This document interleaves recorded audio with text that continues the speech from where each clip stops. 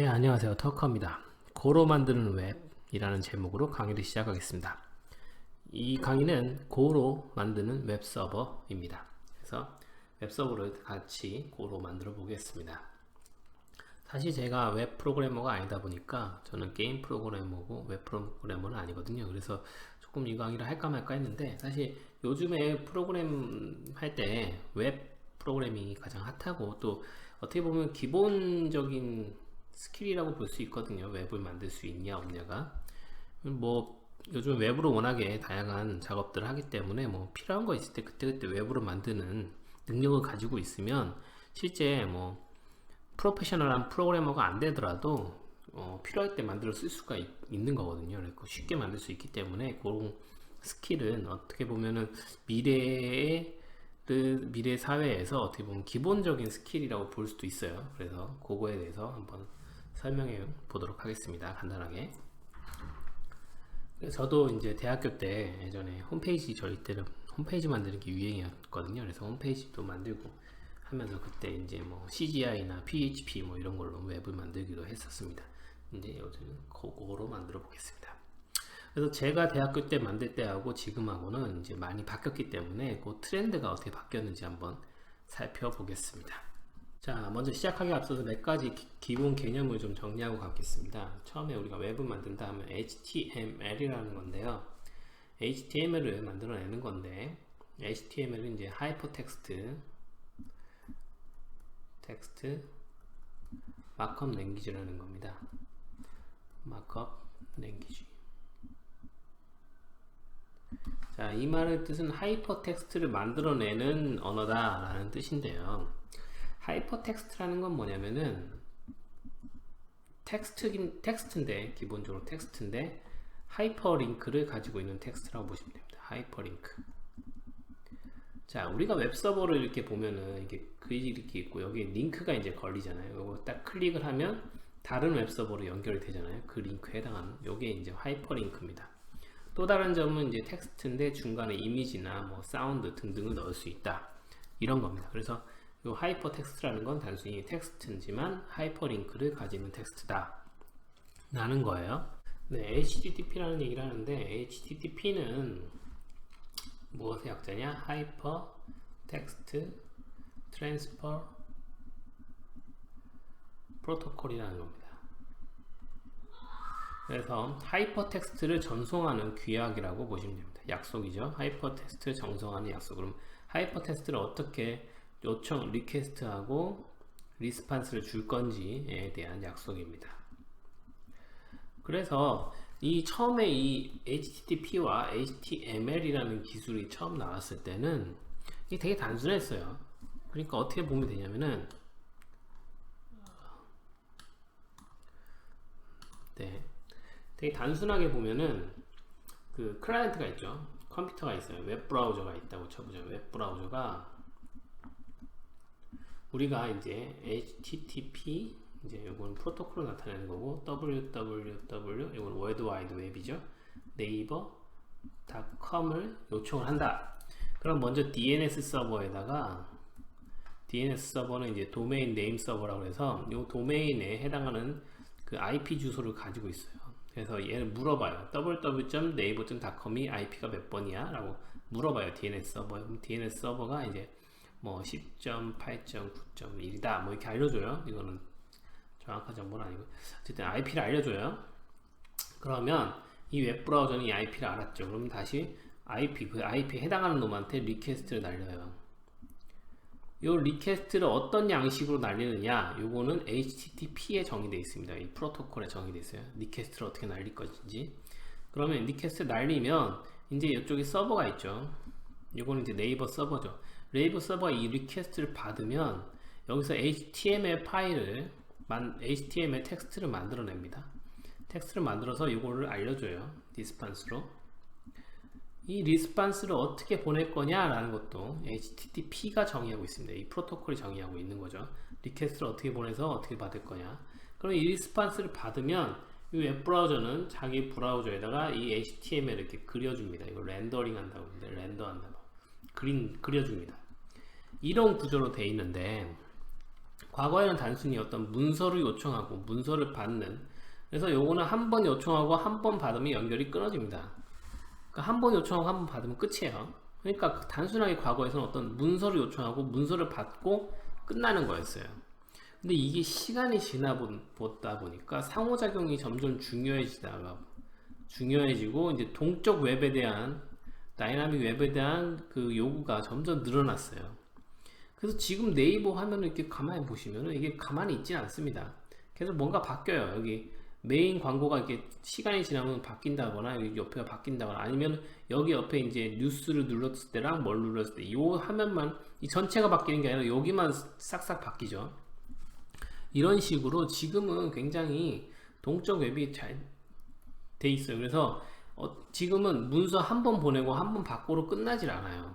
그래서 이 문서 한 장을 만드는데도 리퀘스트가 여러 번 날아갈 수도 있고, 그리고 한 번 그린 다음에도 계속 리퀘스트를 보내서 받고 우리가 보이진 않지만 이 사이에서 이런 작용들을 하고 있게 됩니다. 그래서 이제는 HTTP라는 게 단순하게, 옛날에는 단순하게 HTTP라는 거는 단순하게 한 장의 문서를 그냥 리퀘스트 하고 받는 이런 용도였다면 지금은 굉장히 많이 바뀌었죠. 그래서 과거랑 지금이랑 뭐가 달라졌냐? 과거에는 서버 렌더링이었어요. 서버 렌더였어요. 그러니까 과거에는 우리가 리퀘스트, 제가 대학교 때 홈페이지 만들 때만 해도 이제 리퀘스트를 보내면 서버가 HTML 다 만들어서 HTML 파일을, 텍스트를 만들어서 이거를 레스판스로 보내줬어요. 자, 그런데 지금 뭐가 어떻게 바뀌었냐? 지금은 클라이언트 렌더 시대입니다. 클라이언트가 렌더링하는 시대가 됐어요. 클라이언트 렌더 시대. 그래서 어떻게 하냐? 이제 리퀘스트를 보내죠. 지금도 기본적으로는 HTML을 제공합니다. 서버가 HTML 만들어요. 근데 과거보다 이 HTML은 이제 부분적인 HTML, 어떤 틀을 제공한다고 보면 돼요. 이렇게 똑똑 비어있는 틀을 제공해요. 요거를 이렇게 리스판스 해주죠. 그러면 얘가 이제 이거 받고 렌더링 할 때 요 틀을 동적으로 채워 나갑니다. 요 부분들을 동적으로 채워 나가는 거예요. 이 안에서 바로 또 다른 서버에다가 리퀘스트를 해서 또 그 부분을 추가로 받고 요 부분을 받고 이런 식으로 돼 있어요. 그래서 이때 이 틀을 채우기 위해서 HTML을 리퀘스트 하는 게 아니라 어떨 때는 이제 JSON이라는 데이터 파일을, 그냥 데이터를 요청해서 그 데이터를 받으면 그 데이터에 맞게 화면을 그려주는, 클라이언트가 그려주는 형태로 되어 있습니다. 그래서 과거에는 이제 서버 렌더링 시대에서 지금은 서버 렌더링 시대에서 지금은 클라이언트 렌더링 시대로 바뀌었다. 이렇게 보시면 되고요. 그래서 과거에는 이제 웹 개발이라고 하면은 이제 프론트하고 백엔드가 이제 혼용되어 있는 상태였는데, 지금은 프론트하고 백엔드가 완전히 구분되어 있어요. 그래서 프론트엔드 개발자하고 이제 백엔드 개발자가 완전히 나눠져 있다 라고 보시면 되고요. 이제 프론트엔드는 말 그대로 이제 클라이언트 렌더링을 하는 쪽이기 때문에 이쪽은 그 화면을 어떻게 잘 이쁘게 만들 수 있는가, 이런 쪽에 특화되어 있는 사람들이고, 백엔드는 이제 이 화면을 채우는 데이터를 제공하는 사람들이거든요. 그래서 과거에는 이 백엔드, 그러니까 지금의 백엔드가 화면까지 그렸다면 지금은 순수하게 데이터만 제공하는 역할로 남아있다고 보시면 돼요. 그래서 데이터를 어떻게 잘 보낼 것이냐, 그리고 이제 대용량, 그래서 지금 사용자가 많기 때문에 대용량, 부하를 어떻게 잘 핸들링해서 많은 요청을 잘 보낼 것이냐 하는 문제가 이제 백엔드 쪽에 남아있게 됩니다. 자, 이렇게 보고 고는 이제 이 백엔드에 특화되어 있는 언어라고 보시면 돼요. 그래서 매우 쉽게 만들 수 있으면서 아주 고성능의 서버를 간단하게 만들 수 있기 때문에 이 고로 만드는 이 웹 서버를 한번 알아보도록 하겠습니다. 그래서 저는 이 프론트엔드 쪽보다는 이제 백엔드 쪽을 먼저 집중적으로 좀 보겠습니다. 자, 이제부터 본격적으로 코딩을 해보죠. 네, 자, 고패스에 웹1이라는 폴더를 만들고 main.go 파일을 만들었습니다. 제 기초 강좌를 들으신 분은 무난하게 따라오실 거라고 보고요. 자, 코드를 시작하겠습니다. 먼저 패키지 main 하고요. 그다음에 main 함수를 만들게요. 자, 그 다음에 http handle 펑션 핸들 펑크 한 다음에 경로는 절대 경로 처음 경로죠. 인덱스 폴더. 그 다음에 펑션 함수 타입을 넣어주고요. 처음에 W 이제 레스폰스 라이터를 받아주고요. 두 번째는 R 리퀘스트 이번에는 리퀘스트를 넣어줍니다. 리퀘스트 넣어주고 그 다음에 함수의 내용을 이제 적어줄 거예요. 자, 함수의 내용은 fmt fprint 하고 W response writer 넣어주고 그 다음에 hello world 하겠습니다. 그 다음에 http listen and serve 해서 주소는 3000번 포트 번호죠. 네. 하면 여기까지 하면 이제 첫 번째 웹 서버가 완성되었습니다. 자, 이거를 한번 실행해 볼게요. run with your debug 해서 실행하겠습니다. 여기서 웹 브라우저를 열어볼게요. 크롬을 열어서 그다음에 http localhost 포트는 3000번 입력하시면 여기 hello world라고 표시되는 걸 알 수 있습니다. 지금 웹서버가 만들어진 겁니다. 코드를 다시 볼게요. 여기서 중요한 건 요 두 줄의 코드인데 http handle 펑션 그리고 listen and serve 이 두 개인데요. 핸들 펑션은 이제 핸들러를 등록하는 거예요. 어떤 리퀘스트가 들어왔을 때 어떤 경로에 해당하는 리퀘스트가 들어왔을 때 어떤 일을 할 것인지 그 핸들러를 등록하는 펑션입니다. 그래서 여기서는 요 절대 경로, 초기 경로죠. 인덱스 경로, 어떤 도메인이 있을 때 그 도메인의 첫 번째 경로죠. 우리가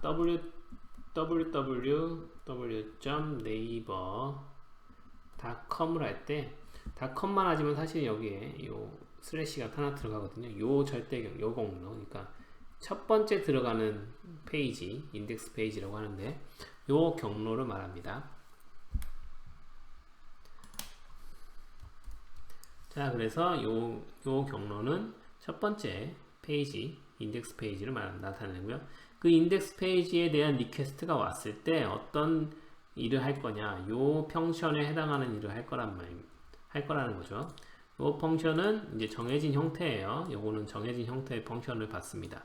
그래서 W 리스판스를 라이팅 할 수 있는 인자가 하나 있고요. 그 다음에 사용자가 요청한 리퀘스트 정보를 가지고 있는 인자가 하나 있습니다. 자, 그래서 요 write가 있기 때문에 우리가 리스판스를 보낼 수가 있는 거죠. 그래서 fmt fprint fprint는 이제 writer에다가 프린트를 하라.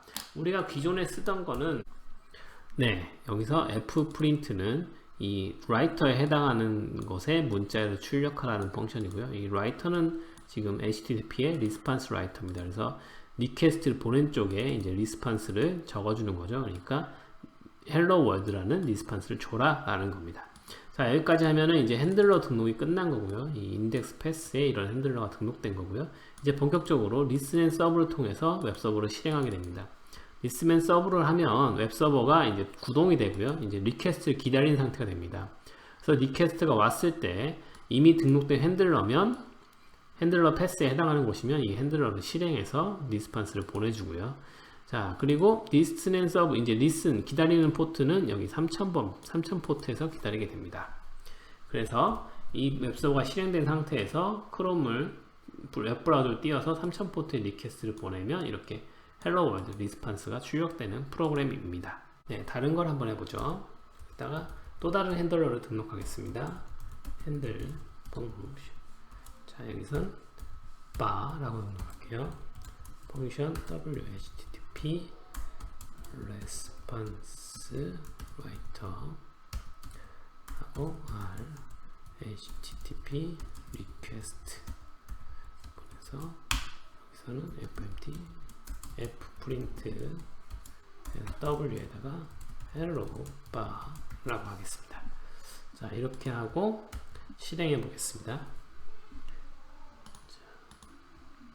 자, 이렇게 실행된 상태에서 다시 3000번을 호출하면 hello world가 출력되죠. 그런데 여기에 경로가 뒤에 bar 경로를 붙이면 hello bar가 출력되는 걸 알 수 있습니다. 자, 이 뒤에 경로 슬래시 bar라는 경로를 요청하면 지금 이 경로를 요청하기 때문에 이 핸들러가 돌아가는 거죠. 그래서 인덱스 경로를 요청하면 이 핸들러가 돌아가고 이 경로를 요청하면 이 핸들러가 돌아가게 됩니다. 그래서 이 핸들러가 돌아가기 때문에 헬로 바가 화면에 출력되는 걸 알 수 있습니다. 자, 네, 핸들러를 하나 더 추가해 보겠습니다. 그래서 타입 뭐 아무거나 푸 핸들러 앞에를 그냥 소문자로 할게요. 스트럭트 비어있는 스트럭트 아무거나 하나 만들고요. 자, 그 다음에 펑션 푸 핸들러 인스턴스의 메서드를 만들겠습니다. 그래서 sub http라고 하고요. w http.response writer 그 다음에 r http request 하고 이제 fmt f print w에 hello foo 이렇게 하고요. 자, 여기서 이제 등록을 할 때 핸들이라고 하고요. 푸 그리고 왔을 때 이제 우리가 만든 핸들러 푸 핸들러 인스턴스를 만들어서 넘겨주도록 하겠습니다. 자, 이렇게 하고 한번 실행해 보겠습니다. 자, 실행이 됐고요. 여기서 자, 우리가 지금 세 가지 핸들러를 등록했죠. 기본 패스 헬로 월드가 나왔죠.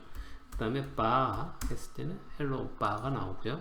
그 다음에 푸 했을 때는 헬로 푸가 나오는 거 알 수 있습니다. 자, 핸들러를 세 가지 등록했죠. 자, 그런데 앞에 두 개랑 이거 두 번째 건 다르죠.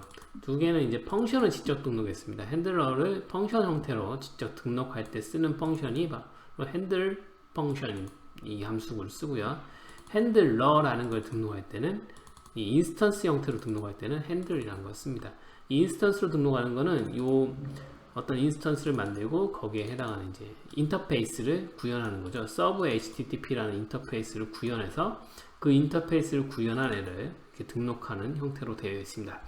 요 인터페이스 사용하는 예제에 대해서는 잘 모르시는 분은 제 기초 강좌에서 인터페이스 부분을 참조하시면 됩니다.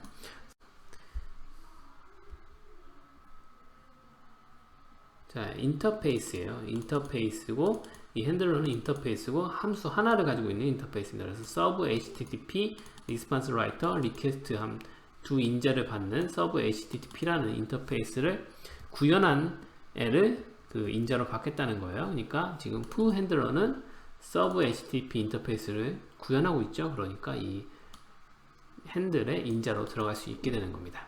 인터페이스 형태로 사용하는 방법이에요.